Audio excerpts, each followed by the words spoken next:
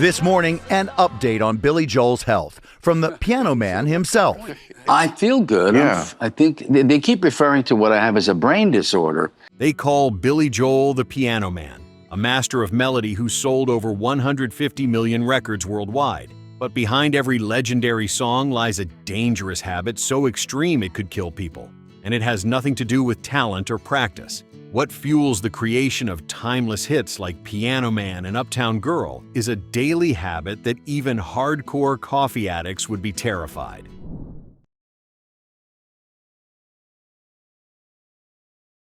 William Martin Joel was born in the Bronx in 1949, but his family moved to Long Island when he was young, where his musical journey began in the most traditional way possible. His father, a classical pianist who had fled Nazi Germany, insisted that young Billy take piano lessons, though the boy initially rebelled against the structured classical training. By his teenage years, Joel had discovered rock and roll, and everything changed. He formed his first band, The Echoes, in 1964, later renamed The Lost Souls. But it was his raw talent for combining classical piano techniques with rock sensibilities that set him apart from other musicians struggling to make it in New York's competitive music scene. The early years were brutal. Joel worked as a lounge pianist in seedy bars, playing covers for drunk patrons who barely noticed his presence. He painted houses during the day and performed at night, barely scraping together enough money to survive. These were the years when Joel first discovered that caffeine wasn't just a morning pick-me-up, it was creative fuel. During his stint as a lounge performer, Joel noticed that his best performances came after consuming multiple cups of coffee.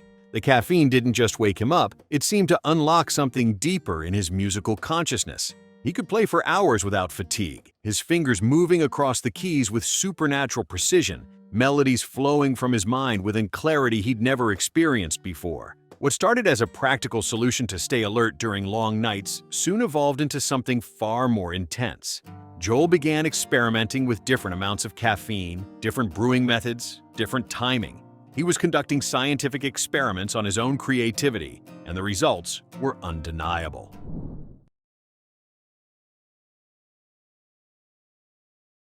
The pivotal moment in Joel's relationship with coffee came in 1971, during the recording sessions for his first album, Cold Spring Harbor. The sessions weren't going well. Joel felt creatively blocked, unable to capture the energy and emotion he knew his songs possessed. The studio environment felt sterile, disconnected from the raw energy of his live performances. One evening, frustrated and desperate, Joel consumed what he later described as an unreasonable amount of coffee before sitting down at the piano. What happened next changed everything. The melodies that had been eluding him suddenly became crystal clear.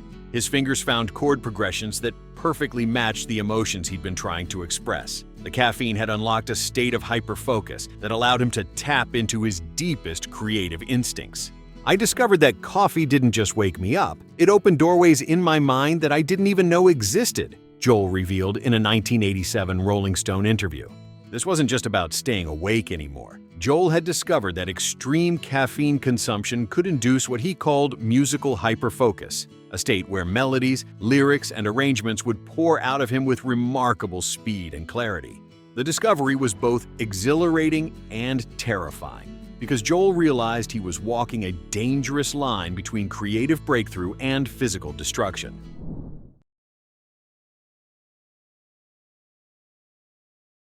As Joel's career progressed through the 1970s, his coffee consumption reached levels that bordered on medical emergency. By his own admission, he would regularly consume 8 cups of strong black coffee before beginning serious composition work. This wasn't casual drinking. This was a carefully orchestrated ritual designed to achieve a specific altered state of consciousness. The process was methodical and almost scientific.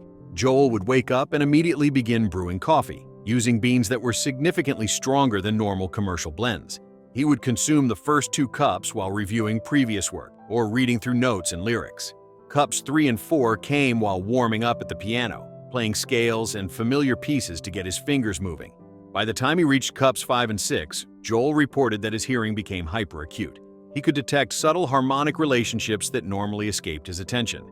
His timing became impossibly precise. Most remarkably, he claimed that melodies would simply appear in his consciousness, fully formed and perfectly arranged. The final 2 cups were consumed during active composition.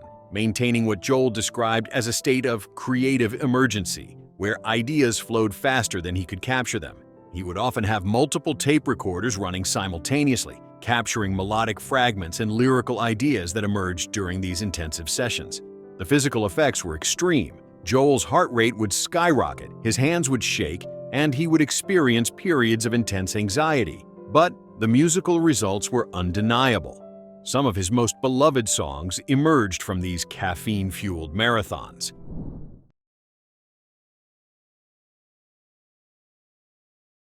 The proof of Joel's extreme method came in the form of his most successful compositions.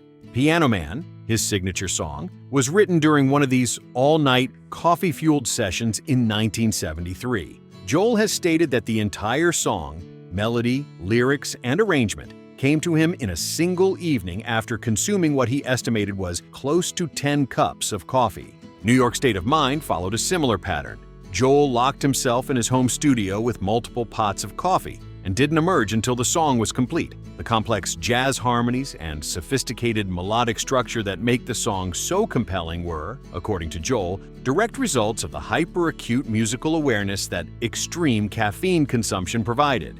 Even more remarkably, Uptown Girl was composed during a particularly intense coffee session in 1983. Joel has described the experience as almost supernatural. The melody arrived fully formed, the lyrics seemed to write themselves, and he knew immediately that he had created something special. "The coffee didn't make me a better musician," Joel explained in a 1992 interview, "but it allowed me to access parts of my musical mind that I couldn't reach any other way." Industry professionals who worked with Joel during this period confirmed his extreme habits. Producers reported arriving at studios to find Joel surrounded by empty coffee cups, having worked through the night in states of manic creativity.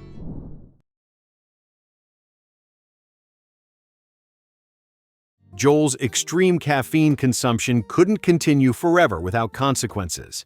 By the early 1980s, he was experiencing serious health issues directly related to his coffee habit. Heart palpitations, severe anxiety attacks, and chronic insomnia were taking their toll on both his physical and mental health.